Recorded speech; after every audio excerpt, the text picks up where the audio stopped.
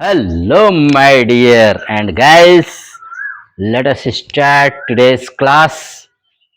I welcome on RK Simple Classes पर। RK Simple Classes आज एक बेहतरीन जानकारी आपसे शेयर करने जा रहा है भैया। आज गुड फ्राइडे है, तो क्यों मनाते हैं हम गुड फ्राइडे, इसके बारे में हम जानकारी आइए देखते हैं। गुड फ्राइडे, देखिए इसकी स्टार्टिंग तब होती है। सबसे पहले हम देखते हैं जीसस क्राइस्ट के बारे में। जीसस क्राइस्ट जिन्होंने एक धर्म चलाया था जिसका नाम था क्रिश्चियन रिलीजन। क्रिश्चियन रिलीजन जिसे हिंदी में ईसाई धर्म कहते हैं।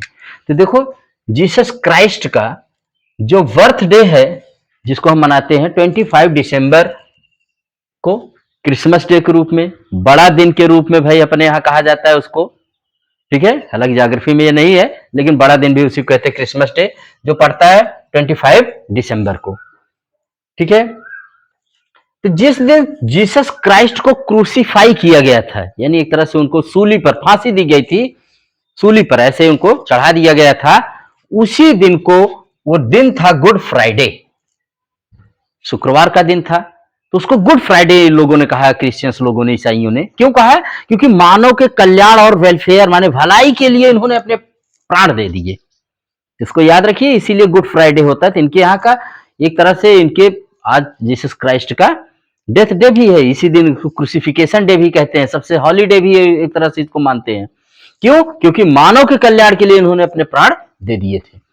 तो आप इसको याद रखिए, इसीलिए गुड फ्राइडे हम लोग मनाते हैं। लेकिन एक त्योहार इनका और आता है, ईस्टर मंडे, यानी फ्राइडे के, गुड फ्राइडे के जस्ट बाद जो मंडे आता है उसको ईस्टर मंडे कहते हैं। क्यों कहते हैं?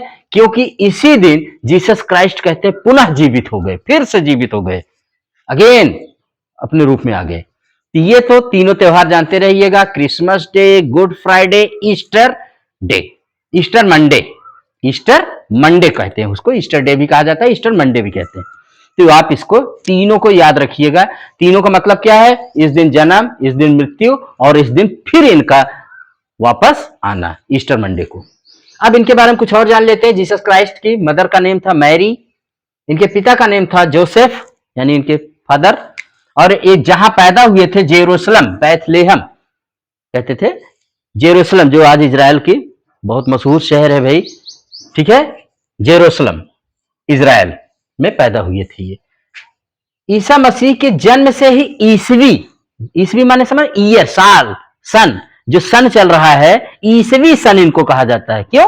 क्योंकि इनके जन्म से ही चलना शुरू हुआ ये साल, जो आज 2023 चल रहा है। 1 2 3 ऐसे ऐसे होते हुए आज 2023 तक हम लोग। तो कोई पूछे कब पैदा हुए थे? 2023 साल पहले पैदा हुए थे। एकदम सिंपली आप बता दीजिए इस बात को। और ईसा पूर्व, ईसा पूर्व क्या है भाई? ये तो सीई कहलाता है, ये बीसीई माने इनके जन्म के पहले की घटना है। आप इतिहास में देखेंगे ईसा पूर्व घटनाएं, जैसे महात्मा बुद्ध का जन्म और महावीर स्वामी का जन्म, बहुत सारी घटनाएं हैं। सिंधु घाटी सभ्यता की कब जानकारी हुई, तो ईसा, इसी से काल का निर्धारण किया गया। इनके जन्म की जितनी घटनाएं थी वो पूर्व की घटनाएं ईसा पूर्व कहलाती हैं, और जब से ये जन्म लिए उसको हम लोग ईसवी कहते हैं, और उसको एडी लिखते हैं, एडी। समझ में आ गया बात? या सीई, ठीक है, सीई, ठीक है, common era, BCE before common era. जीवन के 30 वर्ष, जो 30 वर्ष थे, शुरू के 30 साल, इन्होंने बढ़ाई के रूप में वहीं बैथलेहम में अपनी जिंदगी गुजारी। और रोमन गवर्नर पोंटियस, याद रखिएगा, रोमन गवर्नर पोंटियस ने इनको 33 साल की उम्र में सूली पर चढ़ाने, यानी आज का दिन था वो गुड फ्राइडे, जिस दिन इनको क्रूसीफाई यानी सूली पर चढ़ा के इनके कील उल ठोंक दिया गया, हाथ पर, पैर पर। और वही सूली पर चढ़ाने वाले आकृति ही क्रॉस कहलाती है, जिसको हर ईसाई अपने गले में पहने रखता है। तो किसने चढ़ाया था भाई? रोमन गवर्नर पोंटियस ने। कितने में? 33 ईस्वी में। 33 साल ही जीवित रहे थे। ठीक है, अब ईसाई धर्म के बारे में कुछ और जान लेते हैं। तो ईसाई धर्म का सबसे पवित्र ग्रंथ क्या कहलाता है भाई? बाइबिल। बाइबिल सबसे पवित्र ग्रंथ है।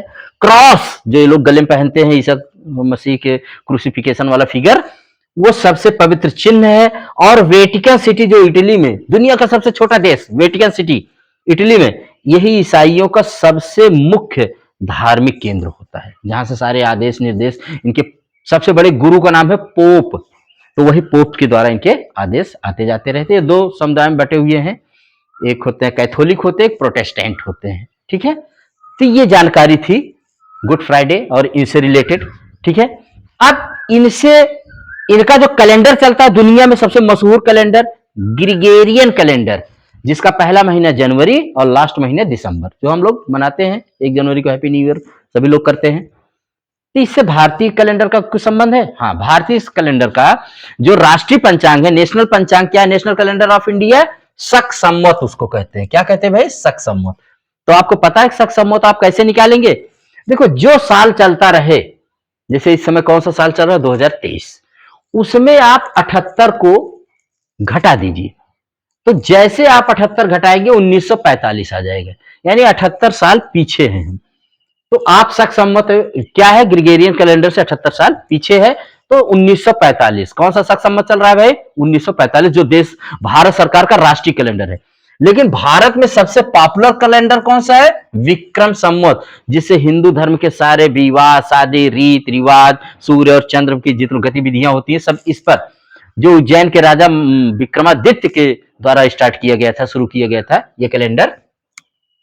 अगर आपको विक्रम संवत पता करना हो तो जो ग्रिगोरियन कैलेंडर का ईयर चल रहा था, साल चल रहा होता है, जैसे 2023 चल रहा है, उसमें आप 57 जोड़ दीजिए तो आपको पता चलेगा 2080। इस समय विक्रम संवत कौन सा चालू हो गया भाई? 2080। शक संवत कौन सा चल रहा है? 1945। तो ये छोटी सी जानकारी गुड फ्राइडे पर गुड न्यूज आपके लिए। ऐसे ही बहुत सारे इंफॉर्मेटिव वीडियोस आर के सिंपल क्लासेस पर समय समय पर आते रहेंगे। तब तक आप इसका एंजॉय करिए और आर के सिंपल क्लासेस को लाइक, शेयर एंड सब्सक्राइब करिए। Thank you very much.